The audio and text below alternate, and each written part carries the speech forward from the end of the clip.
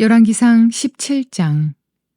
길르앗에 우거하던 자 중에 디셉 사람 엘리야가 아합에게 말하되 내가 섬기는 이스라엘의 하나님 여호와께서 살아계심을 두고 맹세하노니 내 말이 없으면 수년 동안 비도 이슬도 있지 아니하리라 하니라.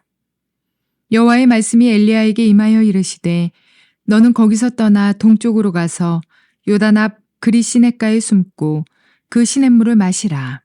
내가 까마귀들에게 명령하여 거기서 너를 먹이게 하리라.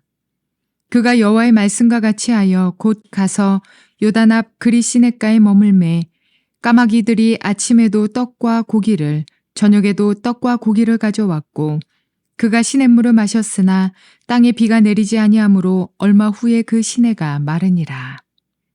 여호와의 말씀이 엘리야에게 임하여 이르시되 너는 일어나 시돈에 속한 사르밧으로 가서 거기 머물라.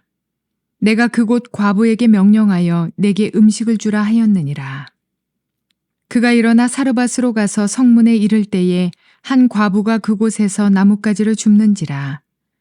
이에 불러 이르되 청하건대 그릇에 물을 조금 가져다가 내게 마시게 하라. 그가 가지러 갈 때에 엘리야가 그를 불러 이르되 청하건대 네 손에 떡 한 조각을 내게로 가져오라. 그가 이르되 당신의 하나님 여호와께서 살아계심을 두고 맹세하노니 나는 떡이 없고 다만 통에 가루 한 움큼과 병에 기름 조금뿐이라.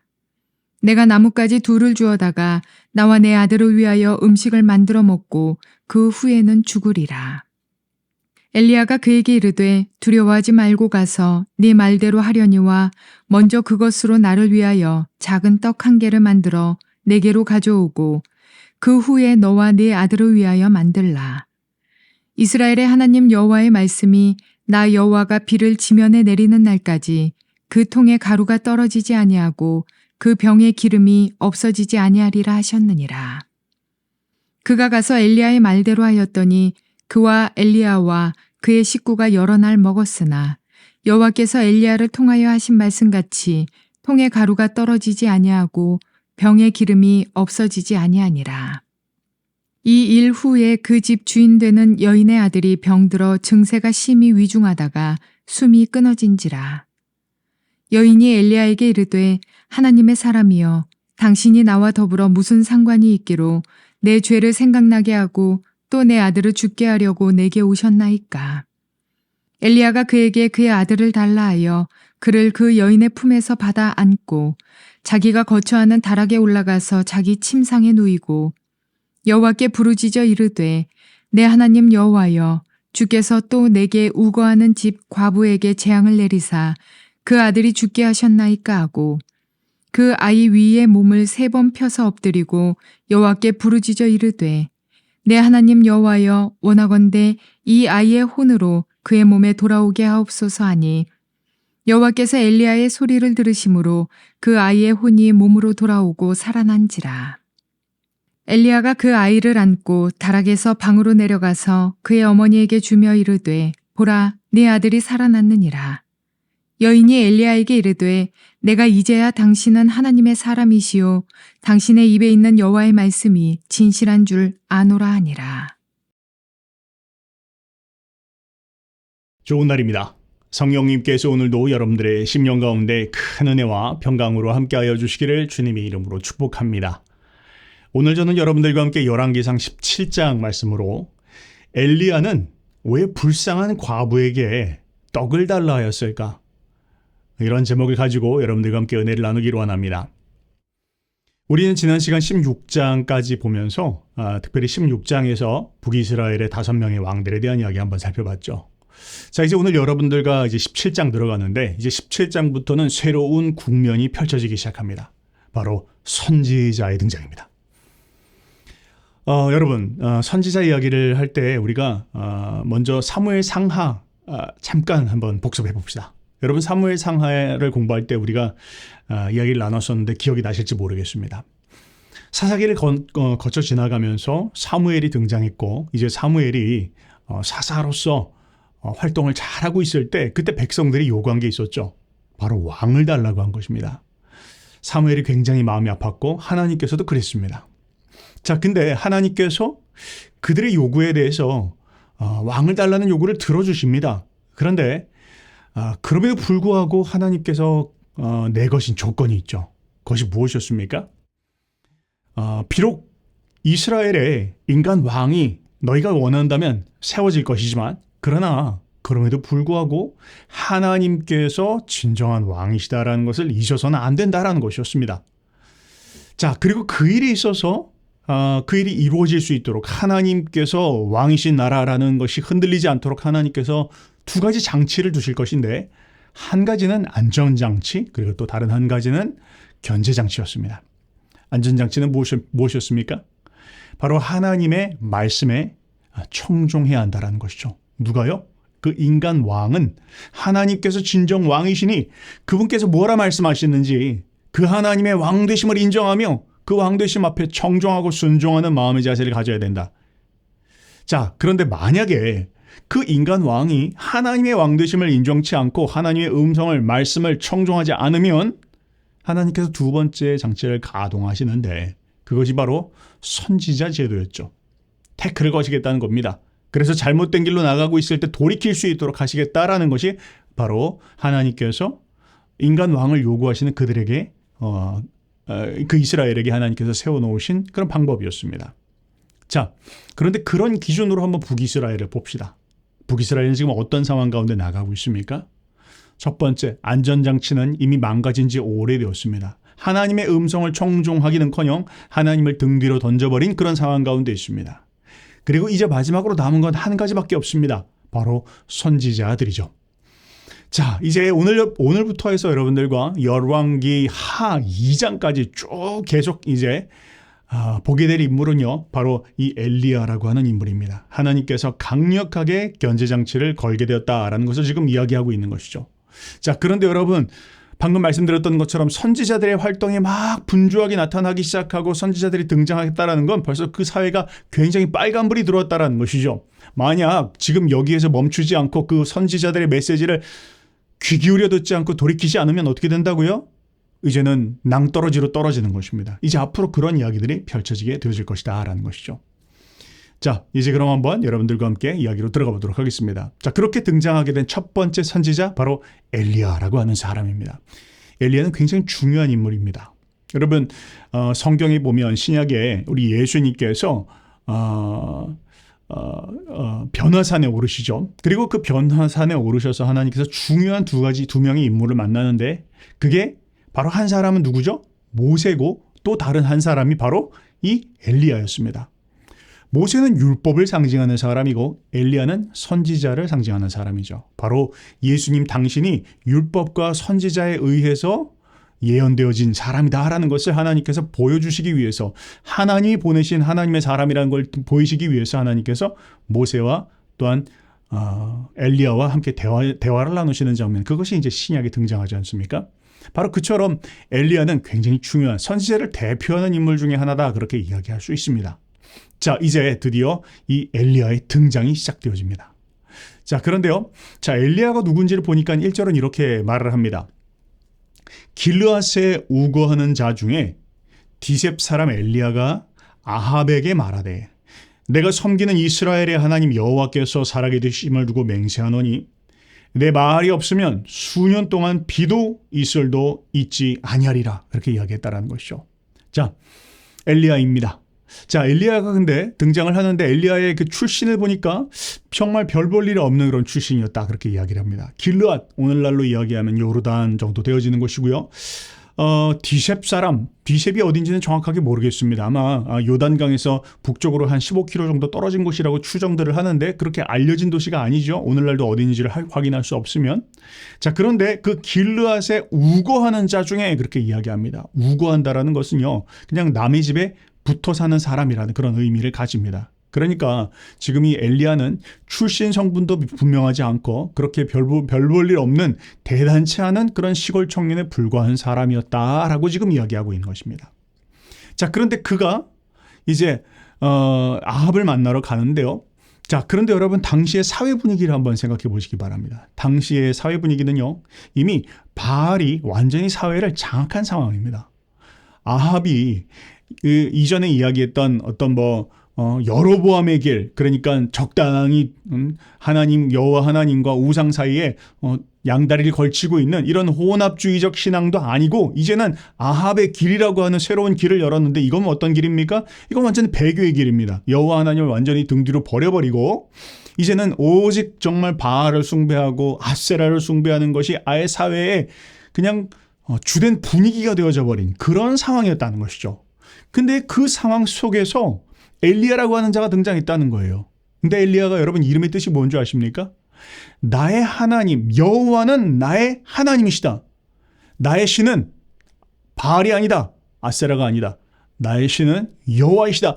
여호와께서 진정한 신이시고 그 진정한 하나님이신 여호와가 바로 나의 하나님이시다. 그런 신앙 고백을 담은 한 시골뜨기 청년이 등장했다라는 것입니다. 자, 그리고는 그가 뭐라고 이야기합니까? 그가 당당하게 아합에게 나가는데 여러분 당시에 아합은 어디 있습니까? 당시에 아합은 왕궁에 있습니다. 으리으리한 대리석으로 지은 왕궁에 있었겠죠. 근데 그 왕궁에 있는 아합에게 찾아가서는 이렇게 이야기했다는 거예요.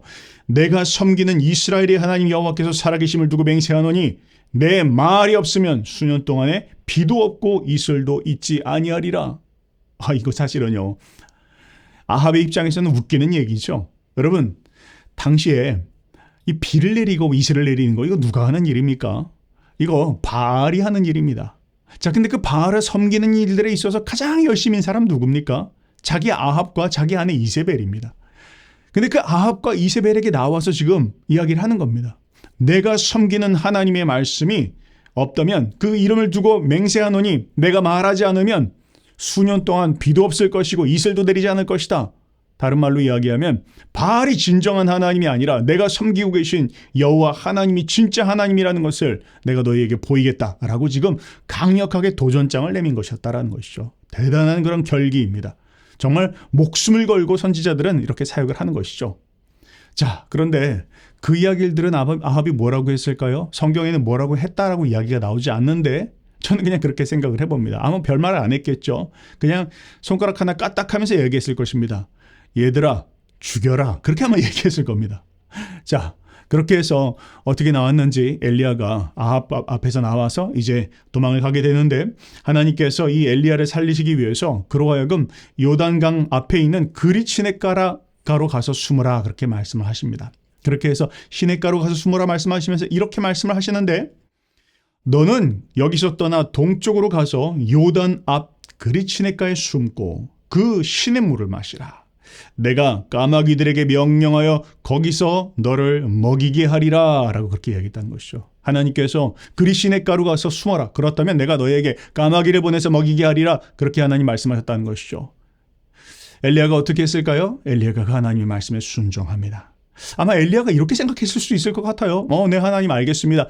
그 시냇가에 가서 물을 마시고 있으면 까마귀라고 하는 뭐 그런 팀입니까? 사람들의 이름입니까? 그룹의 이름입니까? 어쨌든 뭐 이름의 별명인지 모르겠지만 까마귀라고 하는 사람들이 와서 음식을 먹여준다고요? 네, 알겠습니다 하고 갔는데 어떤 일이 벌어졌죠? 사람 까마귀가 아니라 진짜 까마귀가 날라온 겁니다. 근데 놀라운 일이 뭐라고 있습니까? 6절에 말하기를 까마귀들이 아침에도 떡과 고기를 저녁에도 떡과 고기를 가져왔고 그가 시냇물을 마셨다. 너무 놀라운 얘기죠. 여러분 까마귀 보통 어디 있죠? 까마귀 보통 쓰레기통 주변에 있죠. 여러분 까마귀들은요 잡식성입니다. 그런데 까마귀들은 그냥 뭐 시체나 먹고 뭐 그냥 남은 음식들이나 먹지 이렇게 다른 사람들에게 음식을 가져다 주기 위해서 훈련된 새들이 아니에요. 근데 그 새가 그 까마귀가 자기 본성을 거스리면서 이렇게 와서 아침과 저녁으로 엘리야를 먹였다. 이거 어떤 걸 말하는 것입니까? 하나님의 통치를 이야기하는 것이죠. 하나님은 만물을 통치하신 하나님이시다. 비를 내리시는 분 누구냐? 하나님이시다. 양식을 공급하시는 분 누구시냐? 하나님이시다. 그것을 지금 하나님께서 엘리야에게 가르치신 것입니다. 더 정확하게 이야기하면 하나님께서 엘리야를 훈련시킨 훈련은 무엇입니까? 하나님의 말씀에 순종하는 순종의 훈련을 하나님이 시키셨다는 것이죠. 여러분, 하나님께서는 하나님이 쓰시는 하나님의 사람들에게 반드시 훈련을 지나가게 하시는데 바로 이 순종의 훈련을 지나가게 하십니다. 엘리야는 자기 이름만 엘리야가 아니라 그러니까 여호와가 나의 하나님이십니다. 지금까지는 그 이름만 대단한 신앙 고백이 담겨 있었지만 이제는 그가 자신의 몸으로 그 하나님의 살아계심을 체험하는 시간들을 지났어야만 했다는 것이죠. 그래서 하나님은 엘리야로 하여금 그 광야에서의 시간을 지나가게 하시는 것입니다. 여러분, 하나님이 지금 그런 시간들을 지나가게 하고 계십니까? 하나님께서 당신의 일을 위해서 우리를 예비하고 계신 것입니다. 엘리야에게도 그런 시간이었습니다. 엘리야는 하나님께서 지나가게 하시는 순종의 시간을 지나가면서 비를 공급하시는 분, 양식을 공급하시는 분, 그 하나님이 진정 나의 하나님이시구나라는 것을 그는 몸소 체험하였습니다. 자, 그런데요, 엘리야에게 이 순종의 훈련은 그 다음 일을 위해서 필수적인 그런 훈련이었습니다. 자, 그 다음 사건을 보니까 이렇게 이야기하네요. 8절부터 16절까지 보니까 시간이 흐르고 나서 이제 오랜 가뭄이 지나가니까 아마 그 그리시네가도 말랐던 것 같아요. 이제 하나님께서 엘리야에게 이렇게 말씀하십니다. 그리시네가를 떠나서 시돈에 있는 한 과부에게로 가라, 그렇게 말씀하셨다는 것이죠. 여러분, 그리시네가에서 이 시돈까지는요, 뭐 얼마큼일지 모르지만 약 한 적어도 한 100km 넘게 아마 걸어가는 거리였을 것입니다. 그런데 하나님께서 엘리야에게 그곳으로 가라, 그렇게 말씀하셨다는 것이죠. 시돈은 어디죠? 여러분, 지도를 한번 보시면 오늘날로 이야기하면 레바논 정도가 되어지는 곳입니다. 두로와 시돈, 이 두 도시가 굉장히 유명한 도시인데, 두로는 이전에 솔로몬과 함께 성전을 건축했던 히람 왕이 다스리고 있었던 나라였는데, 자, 바로 그 옆에 있는 그 시돈이라고 하는 나라, 도시국가 정도로 그렇게 이야기할 수 있습니다. 자, 그런데 이 시돈은요, 다름 아닌 아합의 아내 이세벨의 고향입니다. 그 이세벨의 아버지 엣바알이 바로 이 시돈의 왕이었다는 것이죠. 그런데 하나님이 어디로요? 바로 그 우상 숭배의 본거지, 그 심장부로 하나님께서 엘리야를 집어넣으셨다라는 것입니다. 정말 살떨리는 일이었겠죠? 그런데 하나님은 지금 그 일을 시키고 계신 것입니다. 그곳에서 여호와 하나님이 어떤 분이신지를 증명하고 가르치라라는 것을 말씀하시는 것 같습니다. 그런데 하나님은 어쨌든 그에게 가서 말씀하시기를 과부에게로 가라. 그리고 그 한 과부가 너를 먹일 것이다. 그렇게 이야기를 했다라는 것이죠. 엘리야가 그 하나님의 말씀에 순종해서 사르밧이라고 하는 곳으로 갑니다. 이 사르밧은 시돈과 두로 사이에 있는 조그만 도시입니다. 우리 신약 성경에는 사렙다 과부 그렇게 나오는데요. 바로 그 사렙다가 바로 이 사르밧입니다. 자, 그런데 그 사르밧에 갔더니 정말로 그 성문 곁에서 나무로 죽고 있는 어떤 한 여인을 만나게 되었다라는 것이죠. 자, 그 여인을 보자 엘리야가 이야기를 합니다. 당시에는요, 과부들은 검정색 옷을 입었다라고 합니다. 그러니까 당장 과부라는 게 티가 났겠죠. 하나님이 이미 말씀하신 것이 있었으니까 엘리야는 두말하지 않고 아마 그 여인이 하나님이 말씀하신 여인이라고 확신했던 것 같습니다. 그리고는 이야기를 합니다. 나에게 물을 좀 가져다 주시게 라고 하면서 그 여인에게 청을 하죠. 자, 이제 그 여인이 엘리야의 부탁을 따라서 물을 가지러 가는데 엘리야가 그 뒤에다 대고 이야기합니다. 물을 가지러 가는 김에 나에게 떡도 좀 가져다 줄 수 있겠는가? 그렇게 이야기를 합니다. 자, 그런데요, 그 이야기를 듣더니 이 여인이 뭐라고 이야기합니까? 이 여인이 이렇게 말합니다. 당신의 하나님 여호와께서 살아계심을 두고 맹세합니다. 당신의 하나님 여호와께서 살아계심을 두고, 이게 뭘 말하는 것이죠? 이 여인은 지금 이스라엘 여인이 아니라는 것이죠. 시돈 여인입니다. 다른 말로 이야기하면 바알을 숭배하는 사람이라고 지금 이라고 말할 수 있는 것이죠. 바알을 믿고 있고 바알을 따르고 있고 바알을 섬기고 있는 그 여인이 지금 이야기하는 것입니다. 딱 보니까 엘리야가 이스라엘 사람이라는 것을 알고 당신이 섬기는 여호와의 살아계심을 두고 맹세하는데 라고 하면서 이야기하기를 나는 떡이 없습니다. 다만 통에 가루 한 움큼 병에 기름 조금뿐인데 나뭇가지를 주워다가 나와 내 아들을 위해서 떡을 만들어 먹고 죽으려고 하고 있습니다. 지금 그렇게 이야기를 했다라는 것이죠. 자, 여러분, 근데 여기서 한번 잠깐 멈춰서 한번 생각을 해봅시다. 여러분, 이 구절 읽을 때 여러분 좀 시험 들지 않습니까? 저는 옛날에 이 말씀을 읽는데 좀 이해가 안 되더라고요. 아니, 하나님, 지금 이렇게 먹을 것이 없어가지고 마지막 남은 밀가루 조금하고 기름 조금하고 해가지고 떡 먹고 죽으려고 하는데 지금 그 여인에게 지금 엘리야가 가가지고 떡을 좀 만들어 달라게 주게나, 그리고 나한테 먼저 주게나, 지금 그렇게 이야기하는 게 이게 지금 말이 됩니까? 저는 그런 질문이 좀 들었습니다. 여러분 어떻게 생각하십니까? 자, 이것이 오늘 말씀의 질문입니다. 여러분, 엘리야는 왜 이 불쌍한 과부에게 떡을 가져오라고 한 것일까요? 이유가 무엇일까요? 핵심부터 이야기하자면 엘리야는 지금 이 여인에게 하나님이 살아계시다라는 것을 체험할 수 있도록 지금 그것을 말씀하고 있는 것입니다. 어떻게요? 하나님의 말씀에 순종하였을 때 하나님께서 우리의 삶 가운데 살아계신 하나님이라는 것을 나타내시는 하나님이시다라는 것을 지금 이 여인이 체험할 수 있도록 그 일을 허락하였던, 그 일을 지금 요구했다라는 것이죠. 여러분, 엘리야는 자기가 체험했습니다. 어디서? 그리 시냇가에서 그는 체험하였습니다. 하나님의 말씀에 순종했을 때 하나님께서는 시냇물을 먹이시고 까마귀가 가져다 주는 것을 먹으면서 하나님께서 살 수 있게 하신 하나님이라는 걸 자신이 하나님의 말씀에 순종했을 때 기적을 체험했다는 것이죠. 여러분, 그 기적을 체험한 자만이, 하나님의 말씀에 순종하는 가운데 하나님께서 내 삶 가운데 살아계시다라는 것을 나타내는 그 기적을 체험한 자만이 다른 사람들에게 그것을 요구할 수도 있고 가르칠 수도 있는 것입니다. 그래서 여러분, 우리의 삶 가운데 순종의 훈련은 하나님의 사역자들에게 전공 필수입니다. 선택이 아니에요. 반드시 지나가야 되는 훈련입니다. 자, 어쨌든 엘리야는 그 하나님의 말씀에 순종함으로 하나님의 기적을 체험하였습니다. 그래서 지금 이 여인에게 당당하게 요구하고 있는 거예요. 죽지 않는다. 내 말을 들어라. 그러면서 이야기합니다. 두려워하지 말라. 먼저 가서 나를 위해 떡을 만들어 오게나. 그리고 그 후에 너와 내 아들을 위하여 떡을 만들어 먹게나. 이스라엘의 하나님 여호와의 말씀이 하나님께서 말씀하셨다라는 거예요. 나 여호와가 비를 지면에 내리는 날까지 그 통에 가루가 떨어지지 아니하고 그 병에 기름이 없어지지 아니하리라, 그렇게 말씀하셨다라는 것이죠. 여러분, 이 여인은 어떤 여인이라고 했죠? 바알을 숭배하던 여인이었습니다. 이제까지 비가 내리지 않았고 또 비가 내리니까 작물을 수확할 수가 없었고 그것 때문에 먹을 것이 없었고 이제 죽을 수 있는 밖에 죽는 거 말고는 선택할 것이 없다라고 하던 그 여인이었습니다.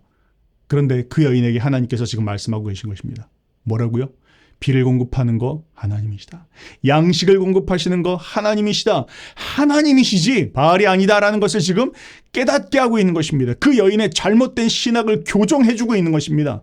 여러분, 이런 일들이 오늘날도 참 필요합니다. 수많은 사람들이 그 마음과 심령 가운데 우상을 세워놓고 생각하면서 살아갑니다. 나에게 돈을 공급해 주시는 것은 어떤 것이야? 난 이것을 섬기며 나아갈 때 이것이 나를 먹여 살려줄 것이야. 이게 나에게 행복을 줄 것이야. 이게 내게 만족 줄 것이야. 이게 나에게 양식을 줄 것이야. 이런 잘못된 신앙과 신학을 붙잡고 살아갑니다. 그런데 하나님께서는 우리의 삶 가운데 하나님의 사람들을 보내십니다. 어떤 사람들을요? 하나님의 말씀에 순종함으로 기적을 체험한 사람들을 통해서 하나님께서 우리 가운데 말씀하십니다. 하나님의 말씀에 순종하십시오. 그리고 그때 그 하나님의 말씀에 순종할 때 하나님은 우리 안에 있는 잘못된 신학을 깨뜨리시고 여호와가 참으로 공급자이시라는 것을, 하나님만이 우리의 삶을 돌보시는 분이라는 것을 하나님은 가르치시고 배우게 하시는 것입니다. 자, 이 여인이 어떻게 했을까요? 그 하나님의 말씀에 순종합니다. 그리고는 체험합니다.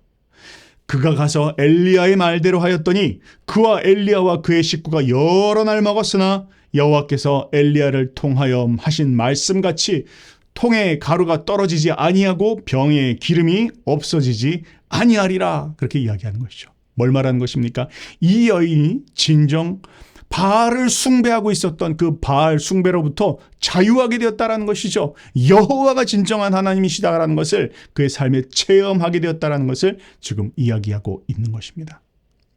자, 그런데 여기서 멈추질 않습니다. 하나님께서는 이 여인의 신앙을 더 깊이 뿌리내릴 수 있도록 하기 위해서 더 한 단계 나아가는 훈련들을 하십니다. 자, 17절부터 24절을 보니까 그 사르밧 과부의 아들이 그만 죽고 만 것입니다. 자, 이제 그 아들이 죽고 나니까 이 여인이 이전에 하나님을 체험했는데도 불구하고요, 다시 그 입술에서 불평이 나오기 시작합니다. 이렇게 이야기합니다. 여인이 엘리야에게 이르되 하나님의 사람이여, 당신이 나와 더불어 무슨 상관이 있기로 내 죄를 생각나게 하시고 또 내 아들을 죽게 하려고 내게 오셨나이까, 그렇게 이야기하고 있습니다. 뭘 이야기합니까? 엘리야여, 당신은 괜히 나에게 오셨습니다. 왜 나에게 오셔서 내 죄를 기억나게 하시고 그로 말미암아 하나님의 심판이 내 삶 가운데 가져오도록 내 죄를 들춰내십니까? 그로 말미암아 내 삶에 이런 어려움이 오게 하셨습니까? 라고 지금 잘못된 그런 신앙을 갖고 있었던 것이죠. 그렇게 이야기를 하였다는 것입니다. 자, 그러나 하나님께서 지금 이 여인에게 가르치고 있는 것은 무엇입니까? 하나님이 이것을 말씀하고 계신 것입니다. 이 여인아, 나는 너에게 생명을 주는 하나님이다.